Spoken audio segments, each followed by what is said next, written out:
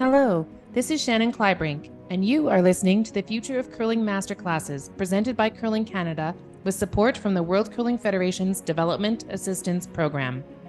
In this episode, we explore financial stewardship, budgeting, and capital asset management. This masterclass is presented by Kathy Hare. Kathy is a team member at Sport Law, where she contributes her skills in financial and operations design, human resources, and governance. A graduate of the University of Ottawa School of Business, Kathy was the owner of her own financial management business for over 18 years before joining Sport Law in 2014. My name is Kathy Hare. I'm a team member with Sport Law. We're a consulting group that works with national, provincial, and community sport organizations with everything with regards to the business side of sport.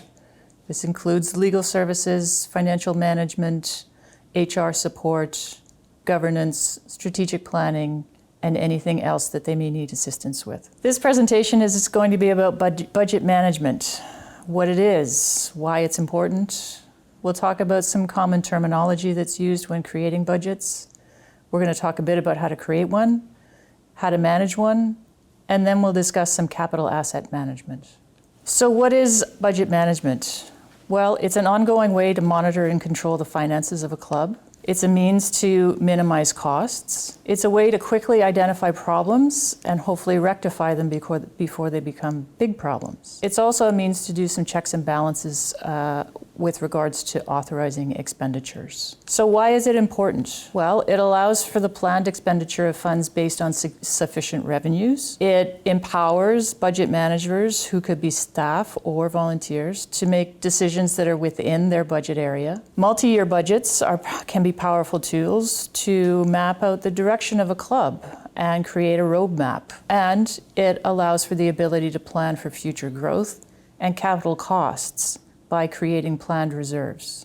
And we're going to talk more about capital costs later on. So it's important that we have some common terminology when we're talking about budgets. The first one is fixed costs. So as the title says, these remain constant regardless of revenues, projects, or events. Typically, they include things like permanent staff, full-time staff, if you have rent payments or lease payments where you know the amount and the amount doesn't fluctuate month to month. Variable costs are the opposite. So they are usually tied with a project or an event. They're more controllable in that you can choose not to run a specific tournament or an event. And it can depend on such things as the number of registrations, the number of bonspiels that you host, even the number of meetings that you host if you're making revenues for renting out your meeting facilities. Semi-variable costs, so these are costs that have to be incurred, but there's means that you can mitigate them. So for example, printing in black and white instead of printing in color. Bulk ordering so that you get a larger discount. Short-term renting versus buying a piece of equipment if you only need it over the short period of time. And hiring temporary or part-time staff as opposed to a full-time staff person. When we talk about revenue, there's a couple of different kinds of revenue. The first is reliable revenue. So this can be counted on from one year to the next. Most times you'll see this, it's through multi-year funding agreements. So if you have a grant that runs over several years that has a fixed payout, you can accurately project those revenues over the years of the grant. Similarly, if you have any interest that you're earning on guaranteed investments, for example, those are known amounts over the course of the years of the investment. The other kind of revenue is transient revenue. It fluctuates depending on the number of events that you may host, how many members you have, the number of sponsorship deals, the size of them, the frequency of them, and any annual fundraising proposals. In most cases, I would expect that curling clubs would have transient revenue as opposed to reliable revenue. Other terminology with regards to budgeting is direct costs. So these are costs that can be directly related to a program or an event. So it could be supplies for a bonspiel, it could be facility rental for a workshop, food for those events, and if you're hiring specific event staff only to conduct those events. Indirect direct costs or overhead are typically costs that are incurred to operate the business. So this is where you get things like utilities, telephone, rent, as well as management staff are typically called overhead. They don't relate to a specific event, but they are needed in order to support an event. All clubs would have a combination of these two types of costs. When it comes to the budget, typically we recommend that you have a board-approved budget. So this is a budget that has been developed based on the best information available at the time. It's presented to the board either by a finance committee or if you have staff that are drafting the budget, and the board would review it and approve it at the beginning of the year. We recommend that a budget also includes a year-end forecast. As you move through the year, obviously you're going to get better information as to what expenses you're actually going to be incurring and what level of revenues you expect to have. And so this is where a year-end forecast column is beneficial and would be used to make adjustments as you get this additional information throughout the year, as opposed to changing the budget itself that's already been approved. So we're going to talk a little bit about creating that budget. In most instances, you would be looking at your historical numbers in order to generate the budget for the upcoming year. In looking at where your membership numbers were in previous years and any projected growth in those numbers, you can build out your membership number. As you plan out your events over the course of the year, you would want to be fairly specific in addressing what the projected revenues are for the entry fees, for any specific fundraising around that event, and similarly projecting out the specific costs that would be related to that event that you are looking to host. By doing this on an event-by-event basis, you can then start to see, are we actually projecting that these events are going to be making money or not? And if they're not projected to be making money, then perhaps we need to look at the other reasons for why this event would be hosted. Typically, the first step in the budgeting process is to reasonably project the revenue for the year. In establishing an expense budget, you need to keep in line the projected level of revenues, as well as projecting out your costs expected for the year. Typical costs with a curling club would include such things as depreciation or amortization of building, furniture, equipment, curling rocks. Insurance would be a major one.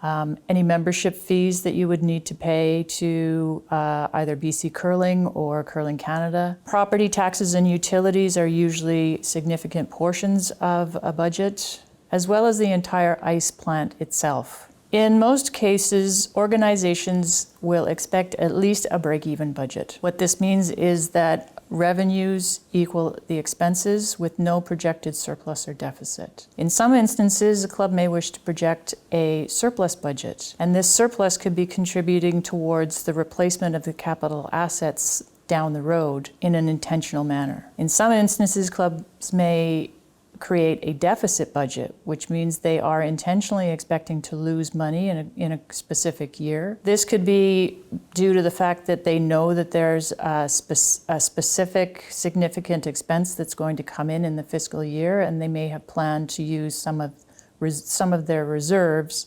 to cover those costs. I would suggest that projecting a deficit budget on a regular basis is a rather slippery slope and can get a club into significant financial difficulties going forward. In the development of the budget, it's important to determine how much the board is intentionally looking to set aside on an annual basis in order to contribute towards the capital cost budget. Typically, this is something that can either be done through intentional fundraising. In order to easily be able to manage a budget, one of the most effective ways is to have a series of columns within your financial statements. The first one being the current year to date.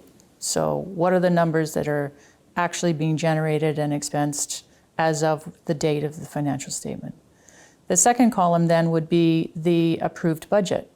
So what you presented to the board with a comparative percentage of budget column immediately thereafter. As I mentioned, the forecast column would then be the next column, which is where you would make any adjustments to your expected budget numbers as you move through the course of the year. A fourth column could then be the difference between the forecast column and your budget. And what this will then enable a reader to do is to quickly identify where there's been changes in the budget and why those changes were made. The last item that's very beneficial then is to have a notes column where you would indicate beside each area that's made where changes have been made, what those changes are in relation to. For example, the board decided that they were not going to hold an event, and the forecast column would then be changed to indicate the impact of that decision. Similarly, as you make these changes, you will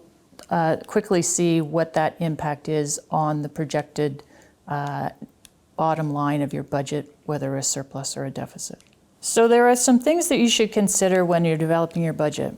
The first one, obviously, is setting the membership fees. Typically, we would want to be seeing some form of increase in membership fees to cover inflation, as well as overall costs of doing business. Being able to lay out specifically the value for the service or the value for membership can be a driver in setting the membership fees.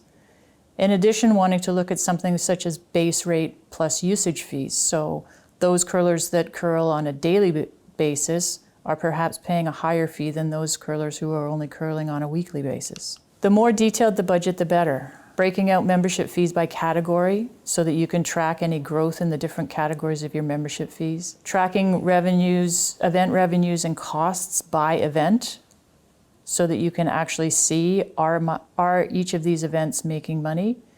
And if they're not making money, perhaps it's something to consider in the next year whether or not you run the event.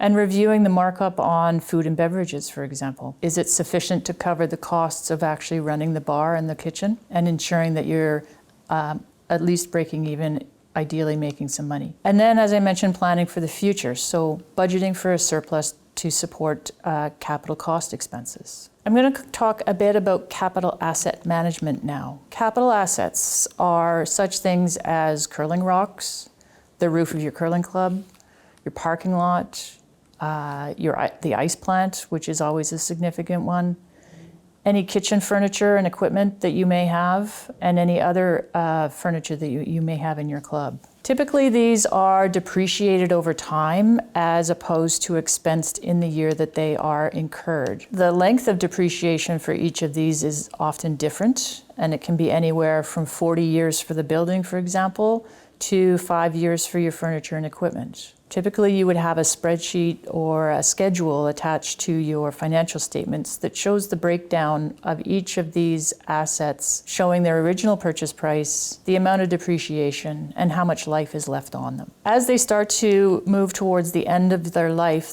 there should be an opportunity to plan out where the funds will come to replace these items. So a capital budget is often separate from an operating budget. But it would be linked through any projected surplus. This should be reviewed annually because things will change, equipment will break, you may purchase new equipment, and it's important to be able to ensure that you have enough reserves to replace those major items as they come due. Typically, this budget would be over a 5 to 10 year span, as opposed to the annual operating budget, which is done on a yearly basis. In this budget, it would be important to identify the sources of the funding. So are you going to implement membership levies? Are you looking for infrastructure grants?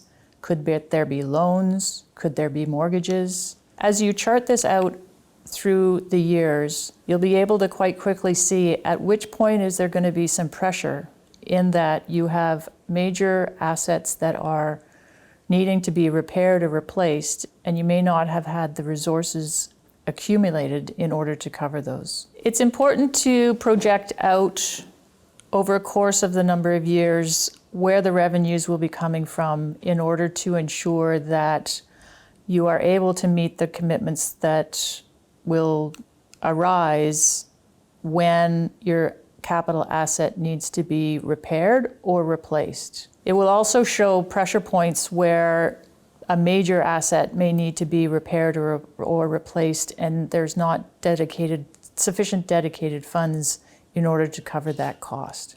Obviously, talking about these things without you being able to see a budget and income statement in front of you creates some challenges. So I'd be happy to chat with you further if you had any questions or you needed some support in the development of your budgets and your capital asset financials.